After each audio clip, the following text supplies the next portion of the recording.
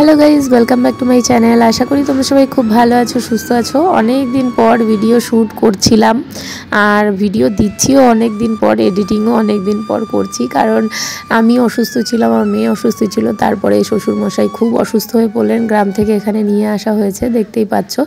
और तारपरे आमी भिडियोई करिनी कारण एत असुस्थ छिलेन बाबा, माने भिडियो करा सम्भव ना।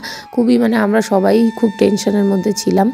আর চলো সকালবেলা কী কী রান্না করে ফেলেছি দেখিয়ে দিই। আজকে মাটন হচ্ছে কারণ বাবার শরীরটা একটু ভালো, মোটামুটি ভালো, একটু না মোটামুটি ভালো, 3-4 দিন হয়েছে মোটামুটি ভালোই হাঁটা চলা করছে আর কি। আর এখানে সকালবেলা রান্না করেছিলাম কাঁচা কুমড়ো, চিংড়ি মাছ দিয়ে, শোল মাছ। আর এখন প্রিপারেশন চলছে মাটন রান্না। আমার ভিডিও পুরনো যারা দেখতে তারা হয়তো অনেকেই ভাবতে পারো যে বাড়িটা একটু অন্যরকম লাগছে। হ্যাঁ, এই বাড়িটা হলো প্রীতেশ নতুন বাড়ি বানিয়েছে আর কি। তো এই বাড়িটা বানানোর সময় অনেক সমস্যার সম্মুখীন হতে হয়েছে। বাড়িটা এখনও ফুল কমপ্লিট হয়নি। তো ছোট্ট একটা ঘর বানানো হয়েছে, মানে আমার বরের বাড়ি। তো বরের বাড়ি বানানো হয়েছে আর সে বাড়িতে আমরা চলেও এসেছি, কিন্তু এগুলোর ভিডিও আমি করে রেখেছি। বাড়িটা পুরো ফুল বাড়িটা বানানোর ভিডিও করেছি, কিন্তু সেগুলো পরে তোমাদের সাথে শেয়ার করব কারণ মানে পরপর এত সমস্যা আমাকে ঘিরে রেখেছে কি বলবো। ভিডিও করার মতন কোনো সিচুয়েশনই ছিল না। বাড়িটা প্রায় যখন কমপ্লিট হয়ে যায় তখন তখনই লাস্টের দিকে আমি আর বুকু খুব অসুস্থ হয়ে পড়ি এবং খুব টেনশনের একটা অসুস্থতা আর কি, মানে বাঁচবো না এরকম একটা টাইপের। আর এখানে কিন্তু মাটন রান্না হচ্ছে দেখতেই পাচ্ছ। আর মাটন যে ভালো খায় সেই রান্না করছে। আর মেনলি এটা বাবার উদ্দেশ্যেই রান্না করা হয়েছে কারণ বাবা এখন একটু শরীরটা একটুখানি সুস্থ হয়েছে বাবার, আর 3-4 দিন ধরেই সুস্থ, তো সেই জন্য। তারপরে আমিও অসুস্থ হয়ে গেছিলাম অনেক দিন আগেই। তো আমি সুস্থ হওয়ার পর প্রীতেশ গেছিলো গ্রামের বাড়ি মা বাবাকে দেখতে। তো ও গ্রাম থেকে আসার পরেই বাবা খুব অসুস্থ হয়ে পড়ে। তারপরে এতই অসুস্থ হয়ে পড়ে মানে এখানে নিয়ে আসে আর কি। তো যাই হোক, তারপরে অনেক দিন কেটে যায় আর এই ভিডিওগুলো টুকরো টুকরো করে করা আর কি, কি বলবো।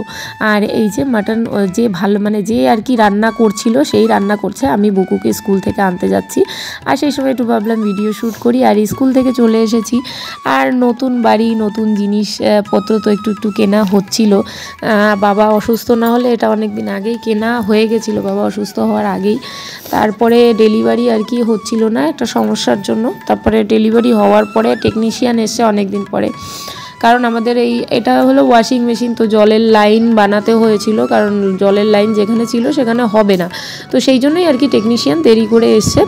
আর এতদিন পর আর কি বক্স ওপেনিং হচ্ছে আর সেটাই আমি একটু ভিডিও শ্যুট করে রাখলাম।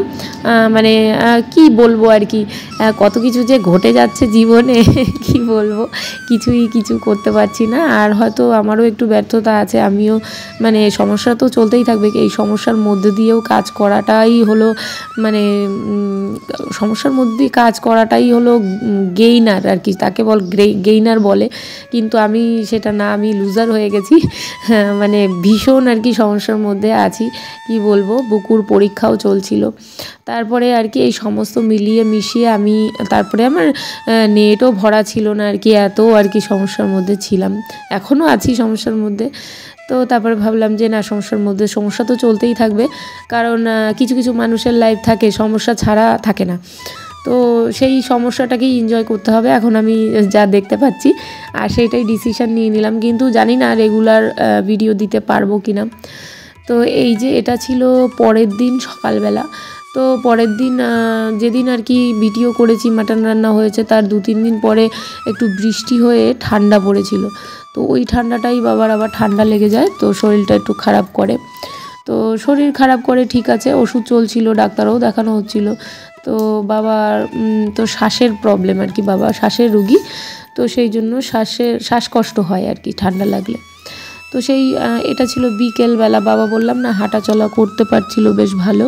তো বিকেলবেলায় বেশ হাঁটা চলা করতো, তারপরে বেশ ভালোই চলছিল। তারপরে আর এইটা দেখাই, এটা হলো আমার বরের আর কি একটু সবজি ক্ষেত তোমাদের দেখাই। এখানে বেশ সুন্দর বেগুন গাছে বেগুনও ধরেছে আর বেগুনগুলো এত ভালো হয়েছে কি বলবো, মানে একটাও পোকা ধরেনি। আমরা কোনো সার ইউজ করিনি বা মানে কীটনাশক দেয় না যে বেগুনে কিন্তু খুব পোকা লাগে, তো কোনো কীটনাশক ইউজ করিনি। কিন্তু কি সুন্দর মানে বেগুন দিয়ে যাচ্ছে বেগুন গাছগুলোতে, কি বলবো।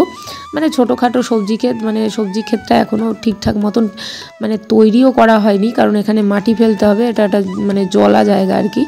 তো এই যে বাড়িটা আমার বরের বাড়ি যেখানে বানানো হয়েছে আর কি, সে বাড়িটার জায়গা কেনা হয়েছিল আমার বুকুর জন্মানোর 1 মাস আগে। তারপর দিয়ে এত সমস্যা, বাড়ি মোটে বানানোই হয়ে উঠছিল না। তারপরে যখন ডিসিশান পুরোপুরি নেওয়া হলো না, যত সমস্যাই হোক বাড়ি তো বানাতেই হবে, তারপরেও 1 বছর লেগেছিল বাড়ির কাগজপত্র রেডি করতে। তো এই সমস্ত তার মধ্যে আবার আর একটুখানি জায়গা কিনলো পিতেশ আর কি, কষ্ট করে। তো আর একটুখানি যেটুকু জায়গা কিনেছে সেটুকুর মধ্যে এই চাষবাস আর কি হচ্ছে। তো সেই চাষের আর কি জায়গাটা মানে ও সবজি টবজি বানাবে, সেই জন্যই জায়গাটুকু আর একটু জায়গা কিনেছিল আর কি, যেটুকু জায়গা ছিল তারপরে আর একটু তোমাদেরকে আমি ভিডিওতে বলেছিলাম ও যে মিউটেশন করাতে যাচ্ছি। তো যাই হোক, সেটা হলো নতুন একটা জায়গা কিনেছিল, সেই জায়গার মিউটেশন।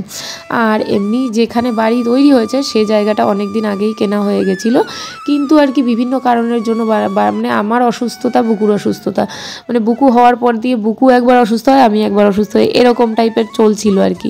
তো তাতে তো টাকা পয়সা খরচ হয়ে যাচ্ছিলো। তো সেইভাবেই এখানে দেখো পালং শাক, পুঁই শাক সব কিছুই আর কি অল্প অল্প করে করা হয়েছে। আর এতে আরও মাটি ফেলতে হবে, মাটি ফেললে আরও ভালোভাবে সুন্দর মতন সব ধরনের সবজি ক্ষেত বানানো যাবে। আর এখানে কুমড়ো গাছ হয়েছে। তো যাই হোক, যা হচ্ছে তাতে আমাদের চলে যাচ্ছিল আর কি, বেশ ভালোই চলছিল বাবা অসুস্থ না হলে। তো বাবাও সুস্থ হয়ে গেছিলো। তারপরে হঠাৎ রাত্রিবেলা না 2 দিন ধরেই খুব অসুস্থ আর কি, শ্বাসের প্রবলেম হচ্ছিল। আর বাড়িতে গ্যাস এনে রাখা হয়েছিল, কিন্তু তাতেও গ্যাস দিলেও কাজে দিচ্ছিল না আর কি। বাড়িতে একটা গ্যাস দেওয়া মেশিন ছিল, কিন্তু সেই গ্যাস দেওয়া মেশিনেও কাজে দিচ্ছিল না। তারপরে যাই হোক, ভয় পেয়ে আর কি নার্সিংহোমে ভর্তি করা হয়েছিল। তো সেটা অনেক দিন পরে, এগুলো অনেক দিন আগে আর কি টুকরো করে রাখা ভিডিও, মানে বললাম না এতদিনের জীবনযাত্রায় কি করেছি সেটাই আর কি তোমাদের সাথে আর কি শেয়ার করা। তো এখানে রাতের বেলা তেমন কোনো তরকারি ছিল না, তারপরে সেই তরকারি আমি কি করব ভাবতেই পারছিলাম না। তারপরে বললাম যে ফ্রাইড রাইস বানাবো, খাওয়া। তারপরে ফ্রাইড রাইস বানালাম, এই ডিম দিয়ে, ক্যাপসিকাম, গাজর এই সমস্ত দিয়ে একবারে ফ্রাইড রাইস বানিয়ে ফেলেছিলাম, আর সেটাই সবাই মিলে খেয়েছিলাম। আর হসপিটালে ভর্তি করার পরে তো খুব টেনশনের মধ্যে ছিলাম। এখন এই যে আমরা টোটোতে করে যাচ্ছি, এটা আমরা একটু নিশ্চিন্ত আর কি। বাবাকে নার্সিংহোমে হসপিটালে না, অ্যাকচুয়ালি নার্সিংহোমে ভর্তি করা হয়েছিল ব্যারাকপুরের টেকনো গ্লোবালে আর কি। তো সেখানেই আমরা যাচ্ছিলাম। বাবা একটু মোটামুটি ভালো, টেম্পোরারি একটা প্রেসমেকার বসিয়েছে। আর ডাক্তার বলেছিল ইমিডিয়েট মানে প্রেসমেকার বসাতে হবে। তো হার্টে একটু ইনফেকশান আছে, তো সেই ইনফেকশানটাকে সারাবে, তারপরেই আর কি প্রেসমেকারটা বসাবে। তো আমরা এসছি বাবার সাথে ভিজিটিং আওয়ারে দেখা করতে। আর এর আগে 3-4 দিন পিতে শেষে দেখা করে গেছে, অন্যান্যরাও দেখা করে গেছেন। তো আমি আসিনি, আমি একটু বাবা সুস্থ হওয়ার পরেই আসলাম। আর বাবা বেশ কথাবার্তা বলছে, আর আমি এখানে ওয়েট করছি, কারণ বাচ্চাদের নিয়ে ঢোকা যাবে না, আর একবারে একজন করেই ঢুকতে দিচ্ছে ভিজিটিং আওয়ারে। তো পিতেশ গেছে দেখা করতে, আমি বসে অপেক্ষা করছি বুকুকে নিয়ে। আর বাচ্চাদের, আর বাবা আছে আইসিইউতে ছিলেন, তো সেই জন্য আইসিইউতে মানে খুব বেশি লোকজন অ্যালাউ করে না, খুব বেশি কথা বলতেও দেয় না, দূরে বসে কথা বলতে দেয়, মানে রুগীর অনেকটা দূরে দাঁড়িয়ে কথা বলতে হয়। তো আমি এখানে বসে আছি, আর বুকু দেখো ও বুঝতেই পারছে না যে আমরা কতটা টেনশনের মধ্যে আছি। আর এখানে সূর্যটা বেশ কি সুন্দর অস্ত যাচ্ছিলো, তাই আমি একটু ভিডিও করলাম। আর এখানে পিতেশ দেখা করে এসছে, তো দেখা করে এসে আর কি ডাক্তারের সাথে কথা বলে আবার একটু মানে যাবে আর কি, কিছু কাগজপত্র আর কি সাইন করতে হবে। তো সেই জন্য ডাক্তারের জন্য অপেক্ষা করছে। আর আমিও দেখা করে এসেছি, তো সেটাই আর কি একটুখানি ভিডিও করেছিলাম দেখা করার সময় আর কি। বাবা শুয়ে আছে, তো অনেক ধরনের কথা বলছিল আর কি। তারপরে এই যে দেখতে পাচ্ছ গালের সাইডে ওইটা টেম্পোরারি প্রেসমেকার বসানো। তো বাবা অনেকটা ভালো, তো সেই জন্য অনেক কথাবার্তা বলছিলেন যে আমি বেশ মোটামুটি ভালো আছি আর কি।